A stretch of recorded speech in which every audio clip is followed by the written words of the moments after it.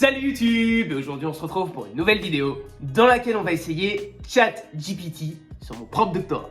Vous n'avez pas pu passer à côté de cette vague ChatGPT, cette intelligence artificielle qui a pour but de répondre à toutes vos questions, rien que ça. Excusez-nous du peu. Et aujourd'hui on va appliquer ça sur mon propre doctorat, bien entendu en prenant des pincettes et prendre toutes les précautions que je vais vous expliquer par la suite. Mais on a tous envie, je pense, de savoir si on peut mettre notre carrière de chercheur à la poubelle à cause ou grâce à une intelligence artificielle. On a envie de voir ce qu'il a dans le ventre, qu'est-ce qui peut nous montrer pour le cas du doctorat, à quoi peut servir ChatGPT pour le cas du doctorat, et aujourd'hui, c'est ce qu'on va essayer de faire. Comme je vous le disais, je vais prendre deux grosses précautions. Déjà la première, des raisons de confidentialité, je vais évidemment pas aller dans les détails subtils de mon sujet. C'est pas du tout le but de la démarche d'aller voir si oui ou non il est capable d'aller sur un tel degré de précision dans la profondeur d'un sujet de thèse. C'est plutôt de voir si ChatGPT connaît les codes de la recherche, sait manipuler un projet de recherche, peut-être même aller faire 2-3 recherches intéressantes et nous rendre compte de tout ça dans un document. Et enfin, deuxième précaution évidemment, je suis tout simplement débutant avec ChatGPT et pour tout vous dire, ça va être la première fois que je vais utiliser ChatGPT. Donc on va voir tout ça, vous l'aurez compris, c'est donc pas un test en profondeur de l'intelligence artificielle. Ceci étant, si cette idée de vidéo vous plaît, n'hésitez pas à liker la vidéo et bien évidemment à vous abonner à la chaîne en activant la petite cloche et surtout, mettez-moi en commentaire vous ce que vous pouvez voir comme utilité à ChatGPT en doctorat. Il y a un compte Twitter que j'essaierai de vous retrouver et je mettrai le lien en description qui est très pointu sur ces sujets liés à l'intelligence artificielle et comment ça peut aider les carrières académiques. Bien sûr, il faut voir ça comme un allié plus que quelque chose qui va tout remplacer. En tout cas, pour ceux que ça intéresse, évidemment. Voilà, j'ai très hâte de voir si ça va marcher ou non et de voir quel est le degré de finesse de ChatGPT sur en plus le sujet de thèse que je connais. Donc, j'ai hâte de voir tout ça. Et sans plus tarder, c'est parti! Et nous voilà désormais sur ChatGPT. Je viens d'ouvrir mon compte. L'interface est en anglais. J'espère qu'en posant une question en français, on va pouvoir avoir une réponse en français. C'est peut-être plus facile à suivre pour tout le monde comme ça. Sinon, il va falloir que je switch en anglais au moins à l'écrit et je vous en ferai la traduction. Je me suis fait un petit document pour aller tester ChatGPT sur des thèmes un peu simples. D'abord, un petit échauffement sur le doctorat en général, la connaissance des codes de la recherche, disons. Deuxièmement, sur la revue de littérature de mon propre sujet. Troisièmement, sur mon terrain de recherche, qui est celui de la French Tech, pour ceux qui ne le sauraient pas actuellement. Si vous ne le savez pas, suivez mes bilans de thèse, je vous mets le lien en description, et puis ça apparaîtra en haut de la vidéo. Ensuite, sur la méthodologie, moi je fais de la méthodologie qualitative et je fais une thèse en sciences de gestion. Donc j'ai envie de voir un petit peu s'il connaît les codes ou non.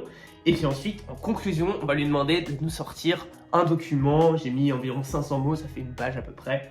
Je ne sais pas ce dont il est capable, donc j'ai envie de voir tout ça. Sans plus tarder, le premier point qu'on a envie de tester, c'est à propos du doctorat en sciences de gestion. Donc, première question que j'ai envie de demander à ChatGPT, c'est qu'est-ce que c'est de faire un doctorat? Donc j'ai envie de lui mettre qu'est-ce que faire un doctorat? Et on va voir ce qu'il nous met. Faire un doctorat est une étape de formation avancée pour devenir un expert dans un domaine scientifique. C'est un diplôme universitaire de 3e cycle, effectivement, qui est généralement considéré comme le plus haut niveau d'éducation académique. Pendant un doctorat, les étudiants effectuent des recherches originales sous la supervision d'un directeur de thèse. Les domaines d'études peuvent varier considérablement, mais ils sont souvent centrés autour de la recherche scientifique, l'analyse de données, la théorie ou la philosophie. Pas mal. Le processus de doctorat implique généralement plusieurs années d'études à temps plein, ainsi que la rédaction d'une thèse de recherche qui démontre une contribution originale à la connaissance. Ok, les personnes qui terminent un doctorat peuvent ensuite poursuivre des carrières académiques, de recherche ou bien dans des secteurs liés à leur domaine d'études, tels que l'industrie, le gouvernement ou les organisations non gouvernementales. Ça me va pas mal du tout sur cette première question. Maintenant, est-ce qu'on va essayer de le titiller un petit peu plus? On va voir s'il est capable de maîtriser les codes à l'écrit. Et donc pour ça, j'ai envie de lui demander, peux-tu écrire, je vais mettre 10 lignes, 10 lignes dans un style académique, comme pour un mémoire de recherche, on va lui préciser, on va essayer de l'aiguiller un petit peu, sur l'entrepreneuriat, qui est donc la grande thématique qui moi m'intéresse. Le gap déjà entre la première question et celle-ci, c'est pas la même. L'entrepreneuriat est un domaine d'études en plein essor qui a attiré l'attention des chercheurs et des praticiens du monde entier. en raison de son importance croissante pour l'économie et la société. Les entrepreneurs sont souvent considérés comme des agents de changement économique, créateurs d'emplois, innovateurs et moteurs de la croissance économique. Donc là, tout de suite, ce qu'on voit, ce qui saute aux yeux, c'est qu'il n'y a aucune citation, aucune référence académique. Et donc, il va falloir aiguiller, j'ai l'impression, ChatGPT sur les codes à retrouver pour un texte académique. C'est très bien parce que j'anticipe aucune question, si ce n'est les 3 questions par chaque thème que j'avais envie de demander. Donc, il va falloir que je rebondisse là-dessus en improvisant. Donc, on va essayer d'aiguiller un petit peu ça pour demander à ChatGPT, peux-tu me rédiger le même texte en incluant des références à des textes scientifiques parus dans des revues à comité de lecture. Alors, l'entrepreneuriat est un domaine de recherche multidisciplinaire en plein essor qui a attiré l'attention des chercheurs et des praticiens du monde entier en raison de son importance croissante. Shane et Venkataraman 2000, grosse référence évidemment. Alvarez et Varney 2007, ok. Les entrepreneurs sont souvent considérés comme des agents de changement économique, créateurs d'emplois, innovateurs et moteurs de croissance économique. Schumpeter, 1934. Là, ça se précise, des innovateurs, créateurs d'emplois, création destructive, Schumpeter, ok. Les recherches sur l'entrepreneuriat se concentrent sur l'identification des facteurs clés qui influencent la création et la croissance économique. Ces facteurs incluent les compétences et les caractéristiques des entrepreneurs, conditions économiques, sociales et institutionnelles, ainsi que les ressources et les réseaux disponibles pour les entrepreneurs. Ok, donc Davidson, je connais deux noms mais j'ai pas la ref. Shane et Al 2003, je l'ai, donc toujours dans le même esprit de ce qui a été cité au-dessus. Ok, des théories telles que l'approche du capital humain, très intéressant. Becker 64, la théorie de l'opportunité, la théorie des réseaux sociaux, Granovetter, mais c'est quand même impressionnant. Là, ça devient beaucoup plus sérieux. Cependant, il existe encore des divergences entre les chercheurs quant à la façon dont ces théories peuvent être appliquées de manière concrète dans le contexte de l'entrepreneuriat. En outre, l'entrepreneuriat est souvent associé à la création de nouvelles entreprises, mais il peut également inclure l'innovation et la création de nouvelles activités au sein d'entreprises existantes. L'intra-entrepreneuriat peut-être, ainsi que la gestion de la croissance et du développement des entreprises. Bon, honnêtement, là ça commence à être un peu solide, on sent que c'est un peu le niveau débutant, mais on commence à tenir quelque chose un petit peu plus. Dernière question à ce niveau-là, j'ai envie de voir s'il connaît les revues du champ de l'entrepreneuriat. Et pour ça, j'ai envie de lui demander, très bien, merci. Je sais pas si c'est bien de faire la discussion comme ça, mais j'ai envie de tester comme ça. Donc, très bien, merci. Cite-moi 3 revues à comité de lecture bien classées en entrepreneuriat dans le domaine des sciences de gestion. On va voir s'il me trouve des revues. Voici 3 revues bien classées en entrepreneuriat. Journal of Business Venturing, c'est l'une des principales revues académiques sur l'entrepreneuriat. Elle publie des articles de recherche sur divers sujets liés à l'entrepreneuriat, tels que la création d'entreprises, le financement des entreprises d'innovation et la gestion des petites entreprises. Très bonne ref. Entrepreneurship Theory and Practice, très bonne ref là aussi. Cette revue se concentre sur la publication de recherches empiriques et théoriques. Sur l'entrepreneuriat, elle est souvent citée comme l'une des principales sources de connaissances sur l'entrepreneuriat, la création d'entreprises, effectivement. Et enfin, Strategic Entrepreneurship Journal.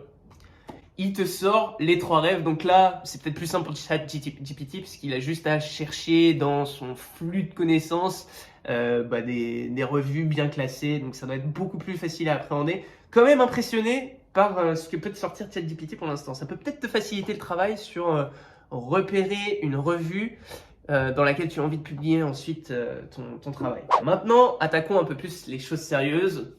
En creusant un petit peu plus les détails sur la revue de littérature. C'est là où ça devient intéressant. Peux-tu me rédiger, je vais lui mettre environ 20 lignes, dans un style académique, en incluant des références, articles de recherche académiques, là aussi. Vaut mieux peut-être préciser plusieurs fois, quitte à être redondant pour, à mon avis, l'aiguiller. Pour résumer de la littérature, et c'est là on va voir si c'est intéressant, en sciences de gestion, sur les catégories de marché. Et là, ça m'intéresse. Voir si ChatGPT est capable de te simplifier la vie sur ton travail de compréhension de la littérature. La catégorisation de marché est un concept clé dans la littérature en sciences de gestion. Il s'agit de la classification des produits, des services ou des entreprises en fonction de leurs caractéristiques similaires et des besoins des consommateurs. Donc là, il aurait fallu une petite ref, mais je vois qu'il y en a un petit peu qui commencent à arriver. La catégorisation de marché a été étudiée dans divers domaines de gestion tels que le marketing, la stratégie d'entreprise et l'entrepreneuriat. Vrai. Les recherches sur la catégorisation de marché se sont concentrées sur la façon dont les entreprises utilisent la catégorisation de marché pour évaluer les opportunités de marché et formuler des stratégies de marketing. Alors oui, en marketing, je vais peut-être l'aiguiller sur le management. Une étude de Smith et al. A révélé que la catégorisation de marché peut... Ah là là, il est inarrêtable, il va trop loin, il va trop vite. A révélé que la catégorisation de marché peut aider les entreprises à identifier les niches de marché. Bon, d'accord, rien de fou. La deuxième référence, catégories de marché peuvent être influencées par des facteurs externes tels que la réglementation et les changements technologiques. Et ça, vous avez quoi? On va se la copier tout de suite, hein, je me la note de ce côté. Enfin, des recherches ont exploré la façon dont les catégories de marché sont créées et évoluent au fil du temps. Par exemple, la théorie de la catégorisation sociale, ok. Alors, il met quand même souvent les mêmes références. En résumé, la catégorisation est un concept important. Voilà, c'est souvent ça aussi, ça reste superflu. La catégorisation de marché est un concept important, merci. Étudié à travers divers domaines de recherche, merci, mais on voudrait que ce soit un petit peu plus pointu que ça.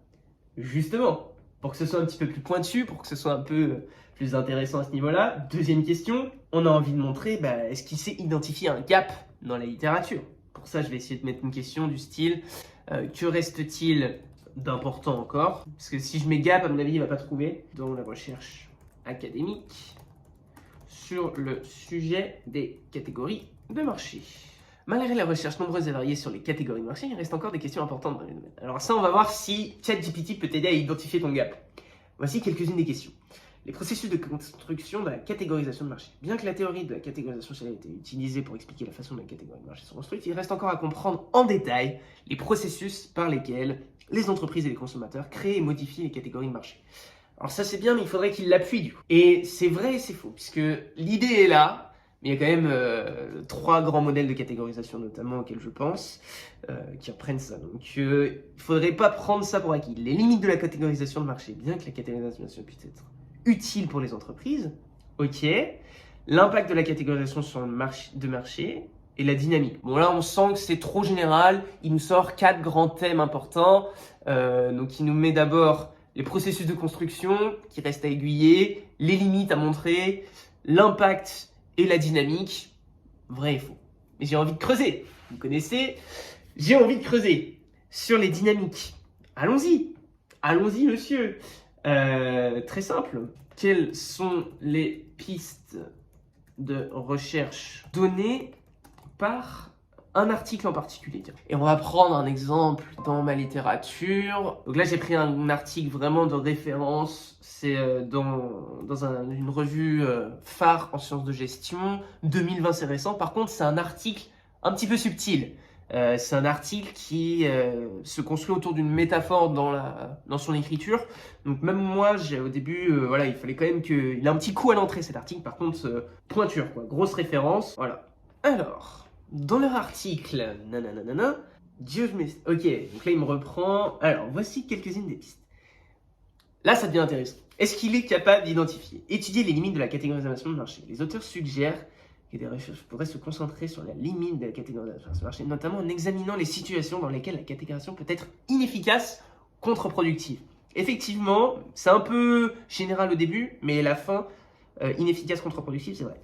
Analyser les mécanismes de la catégorisation de marché. Les auteurs soulignent que de futures recherches pourraient se concentrer sur des mécanismes par lesquels la catégorisation affecte la prise de décision des entreprises et des consommateurs. Vrai. Là aussi, un peu superficiel. Étudier les processus d'évolution. Ok, les auteurs suggèrent que de futures recherches pourraient se concentrer sur les processus.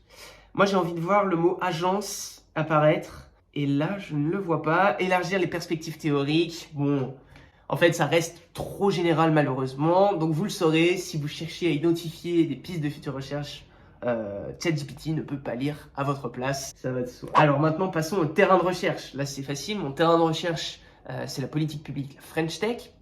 Donc s'il y a de la matière sur Internet, c'est quelque chose qui est en vogue, dont les médias parlent, et j'avais envie de le tester un peu sur cette connaissance. Donc j'ai envie de lui mettre « Merci ». Qu'est-ce que la French Tech? Peut-être pour l'aiguiller, désormais, peux-tu répondre à ma question?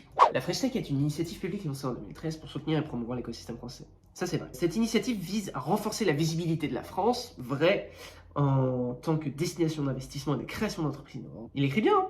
La French Tech est soutenue par le gouvernement français, oui, c'est le gouvernement français qui l'a initiée. Elle est également portée par une communauté de startups, d'investisseurs, donc ça il l'a repris sur le site, je pense. Cette communauté est organisée en différents réseaux et hubs, tels que le French Tech Central, qui est un espace de coworking à Paris. Aïe! Aïe! Aïe aïe aïe! Aïe aïe aïe! L'espace de coworking douteux, très douteux. Ok, merci pour ces informations. On va lui demander de spécifier un petit peu pour ça. On a envie maintenant d'appliquer ce terrain de la French Tech aux recherches qui ont déjà été faites dans le milieu académique. Donc pour ça, on va demander à notre ami ChatGPT si la French Tech a déjà été étudiée. La réponse est oui, et j'ai envie de voir s'il me sort de lui-même les références. Merci.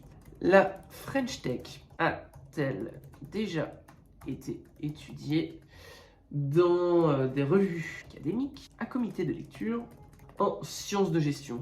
Alors, est-ce qu'il te trouve les rêves par toi-même? Oui, la French Tech a déjà été étudiée dans les revues académiques à comité de lecture.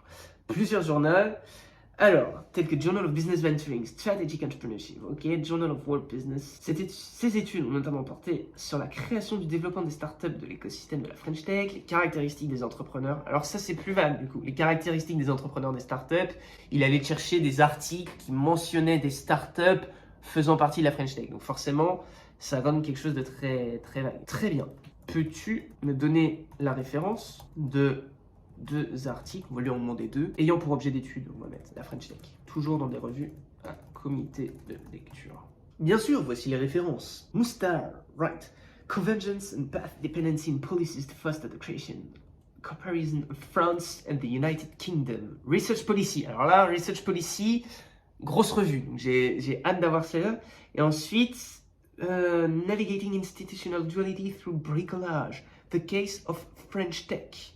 Ok, intéressant. Et écoutez, fait rare, j'étais passé à côté de ces deux recherches. Donc vous savez quoi? Là aussi, je me fais une petite capture d'écran. Paf. Et on verra ça par la suite. Et je vous dirai en commentaire si oui ou non c'était des bonnes rêves. Moi j'attendais surtout celle notamment de Sébastien Bourdin et Fabien Nadou, 2018, puis il y avait 2020 également. À voir. Très curieux d'en apprendre plus. Peut-être que la French Tech, peut-être que ChatGPT est très fort pour justement naviguer à travers des documents beaucoup mieux que vous, puisqu'il a une base de données énorme et trouver des infos dans des bases de données, c'est littéralement ce qu'il sait faire. Très bien.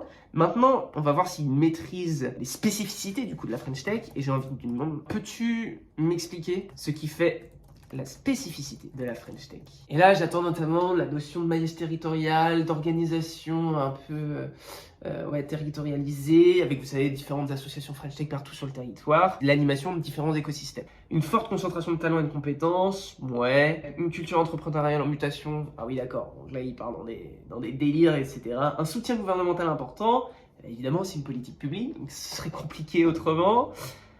D'accord, donc là, pas très performant, et je pense qu'on peut en venir tout de suite à la méthodologie de la recherche pour voir si ChatGPT maîtrise ou non les codes de recherche. Alors moi, je fais une recherche qualitative et j'ai envie de voir si ChatGPT maîtrise un petit peu ces notions de quanti, quali et peut-être même de design de recherche pour nous aiguiller un petit peu dans notre réflexion. Première question méthodo, quelles sont les méthodes pour collecter des données si je souhaite mener une recherche qualitative? Alors, on va voir si ChatGPT connaît un petit peu ces différentes méthodes de collecte de données. Donc, l'entretien, évidemment. Allez. Ensuite, ok, l'observation. Ça marche. Valider. L'analyse de documents. Ok, des données secondaires. La recherche-action. Intéressant. Les groupes de discussion. Recherche-action, c'est un peu plus vague. Ok, pas mal du tout. Mais on va voir s'il connaît les critères les critères d'évaluation pour mesurer si oui ou non une recherche qualitative est intéressante. On va mettre quels sont les critères d'évaluation à retenir pour juger de la qualité d'une recherche utilisant une méthodologie qualitative. Les critères d'évaluation pour juger de la recherche qualitative sont souvent différents de ceux utilisés pour la recherche quantitative. Ok, la rigueur méthodologique, complètement vrai. Donc c'est la crédibilité de la recherche. D'accord, la qualité, y compris la sélection de méthodes de collecte de données, la fiabilité, qui est liée avec la rigueur. J'attends la transférabilité, pour voir si c'est applicable dans un autre contexte similaire. La validité, la transparence, ouais, transparence, ça c'est de l'éthique, quoi, de recherche. La qualité de réflexivité, les chercheurs ont pris en compte leur propre positionnement, effectivement. C'est quand même pas mal, hein. Ce qui nous sort là, franchement, là vous mettez ça en cours de master en recherche, quand même, à mon sens, pas déconnant, quoi. On va voir s'il peut m'aiguiller dans ma conduite de ma recherche. Donc j'ai envie de faire des entretiens. ChatGPT, est-ce que ChatGPT peut me donner les questions qui sont importantes à poser? Très bien, merci. Si je souhaite faire un entretien, et disons avec un responsable de la French Tech, quelles sont les questions importantes à lui poser dans le cadre de mon travail de chercheur. Si vous faites un entretien, voici quel. Donc à chaque fois, il te reprendra la question, ça il pourrait s'en passer. Comment définissez-vous la French Tech et quelles sont ses valeurs fondamentales? Alors les valeurs de la French Tech, discutable. Okay. Comment votre organisation soutient-elle l'écosystème de la French Tech et comment travailler? On voit qu'il reprend quand même les mots des bases de données, parce que le mot écosystème de la French Tech, on sent que c'est puisé dans les sources sur Internet. Comment évaluez-vous l'impact de la French Tech sur l'économie française et européenne? Quels sont les principaux défis? Très général là aussi, donc petit conseil, si vous menez des entretiens, ne passez pas par ChatGPT. Merci pour cette astuce. Alors là, pour terminer là-dessus, on voit que ChatGPT donc, a quand même une bonne connaissance de la littérature. Il est capable d'écrire dans un style académique, mais il faut lui demander, il faut l'aiguiller. Il est capable de te donner des informations sur ton terrain à condition qu'il soit connu dans ses bases de données. Il reste quand même très général. Maintenant, j'ai envie de savoir, la vraie question, c'est est-ce qu'il peut me produire de fond en comble un document de recherche? Et là, on va voir si on peut jouer le petit malin qui veut faire sa présentation. Alors évidemment, c'est pas du tout l'objectif, mais je sais que certains peuvent s'y mener. Donc j'ai envie de faire ça. Très bien. Peux-tu me rédiger désormais un texte d'environ, on va lui mettre 300 mots parce que c'est long, dans un style académique, en incluant des références, des articles publiés, on va mettre dans des revues à comité de lecture, en sciences de gestion.